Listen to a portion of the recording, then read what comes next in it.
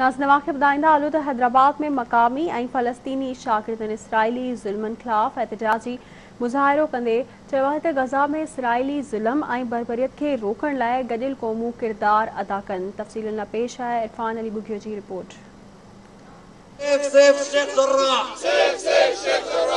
हैदराबाद में फ़लस्तीनियुनि ते वेश्याणी बमबारी ख़िलाफ़ शागिर्दनि पारां एहतिजाजी मुज़ाहिरो कयो वियो। मुज़ाहिरे में मक़ामी शागिर्दनि ऐं शागिर्दाणियुनि सां गॾु जामशरे जे तइलीमी इदारनि में पढ़ंदड़ फ़लस्तीनी शागिर्द बि शरीक थिया। उन मौक़े ते आवाज़ न्यूज़ सां ॻाल्हाईंदे उन्हनि चयो त इसराइल बर्बरियत जी इंतिहा करे छॾी आहे। इसराइल चूंडे चूंडे मासूम फ़लस्तीनी ॿारनि खे क़त्ल करे रहियो आहे।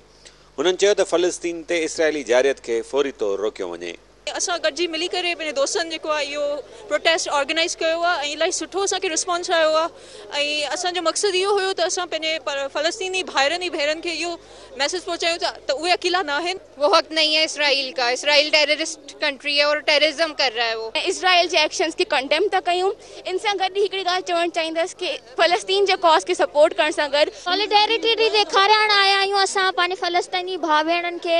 फ़लस्तीन जी असां हिते जेको ज़ुल्म बर्दाश्त न करे सघंदासीं। हाणे हम अपने फ़लस्तीनी भाइयों के साथ भरपूर तरीके से उनकी जिद्दोजहद में खड़े हैं और हमारा खून का एक कतरा हाजिर है। They came and they put bombs in Masjid al-Aqsa and they shot in Masjid al-Aqsa and that's the reason Gaza started shooting their missiles.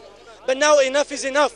We will stand together as one ummah, one nation, one human and one people to stand for Palestine and we ask for free Palestine. एहतिजाजी मुज़ाहिरे में शागिर्दनि मुतालबो कयो त गॾियल क़ौमुनि जो इदारो फ़लस्तीनियुनि ते थींदड़ ज़ुल्म ख़िलाफ़ ख़ामोश रहण बदिरां आवाज़ बुलंद करे।